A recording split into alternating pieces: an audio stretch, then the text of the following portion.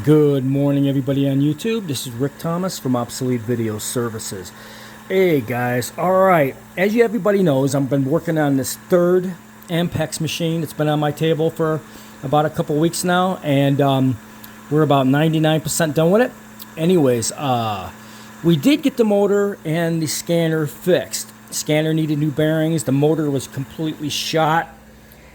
Got a brand new motor from Ward. As you can see, this old motor, you can barely even turn it. This particular machine had a lot of wear and tear in the 60s and early 70s. So the motor and the scanner bearings all seized up, so I had to replace the motor. Thanks to Ward, he happened to have a brand new motor for replacement, so we got that changed out. And you guys already know we got the power back up on it. But after about an hour of running this, when I first got the power back up online and got the motor spinning and got the scanner moving properly, and as you could tell, extremely quiet, no noise. So after I got this powered up, it kind of like turned on, turned off, turned on, turned off, every time I would just like move it.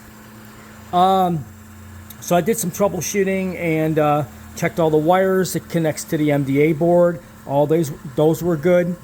And then I came across something I virtually never ever see. I mean, extremely rarely ever does this happen. I mean, it's first time I've seen it probably in 15 years. I did work on a piece of video equipment 15 years ago that had somewhat of a problem like this.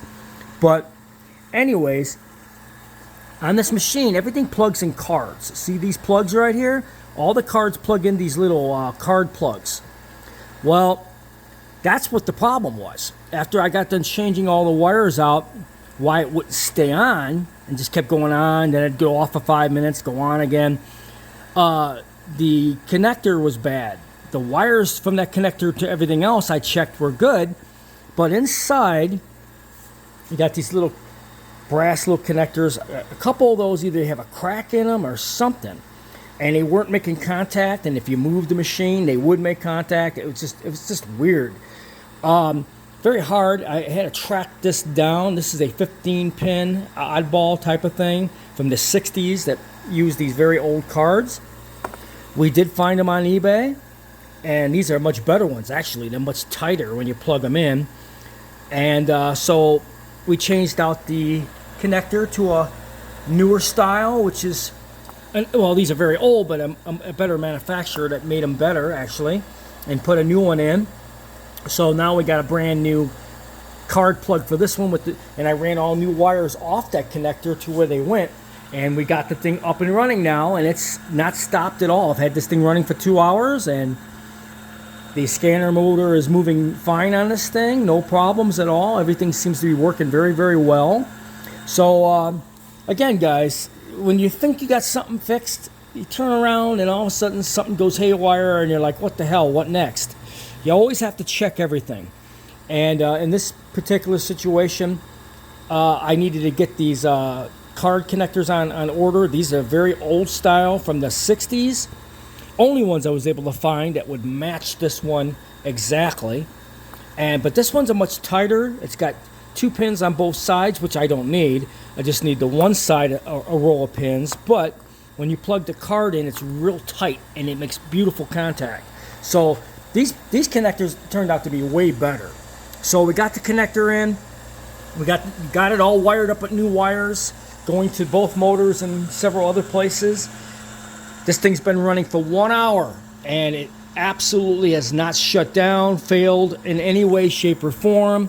So I think we're good on this. I think we got this thing fixed.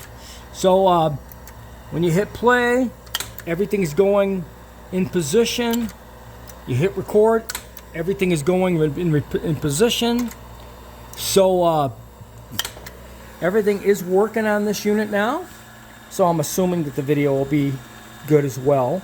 But anyways, we got this third unit working now, and I've had it running for 2 hours, so there's no power failures, no shutdowns.